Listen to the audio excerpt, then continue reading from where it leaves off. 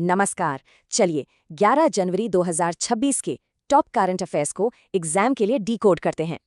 तो चलिए in news items को सीधे एग्जाम सिलेबस से जोड़कर देखते हैं। सबसे पहले इंडिया के ग्लोबल फुटप्रिंट पर बात करते हैं। इंटरनेशनल रिलेशंस के लिए काफ़ी इंपॉर्टेंट। ये भारत की मल्टी फैसेटेड फॉरेन पॉलिसी का बेहतरीन उदाहरण है। दोनों तरफ स्ट्रॉन्ग एंगेजमेंट।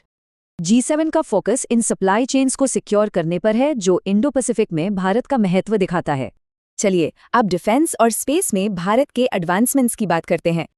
ये है PSLV की 64वीं उड़ान, इसरो के वर्कहॉर्स लॉन्चर के लिए एक और माइलस्टोन।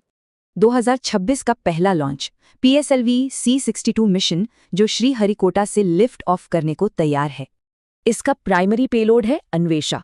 ये DRDO का बनाया एक एडवांस सैटेलाइट है, स्ट्रैटेजिक मॉनिटरिंग के लिए।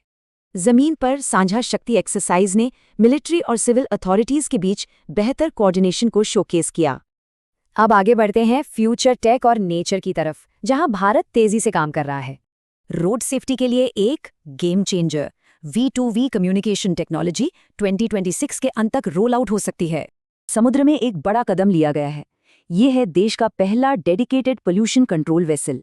इसे गोवा शिपयार्ड ने बनाया है। ये हमारी कोस्टलाइन और इकोसिस्टम की सुरक्षा के लिए कमिटमेंट दिखाता है। ऑल इंडिया टाइगर एस्टिमेशन 2026 से एक और अच्छी खबर आई है बायोडाइवर्सिटी को लेकर।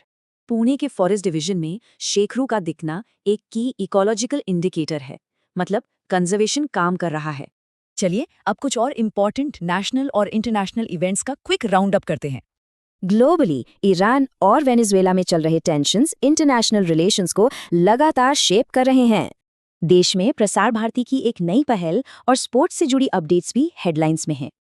तो इन सब में से एग्जाम के लिए क्या जरूरी है? चलिए की टेकअवेज पर फोकस करते हैं। तो याद रखें, प्रीलिम्स के लिए स्पेसिफिक नाम इंपॉर्टेंट है और मेंस के लिए इन ब्रॉड थीम्स को समझना जरूरी है। ऐसे प्रैक्टिस के लिए इस सवाल पर जरूर सोचिए। ये आज की न्यूज़ को इंडिया के फ्यूचर से जोड़ता है।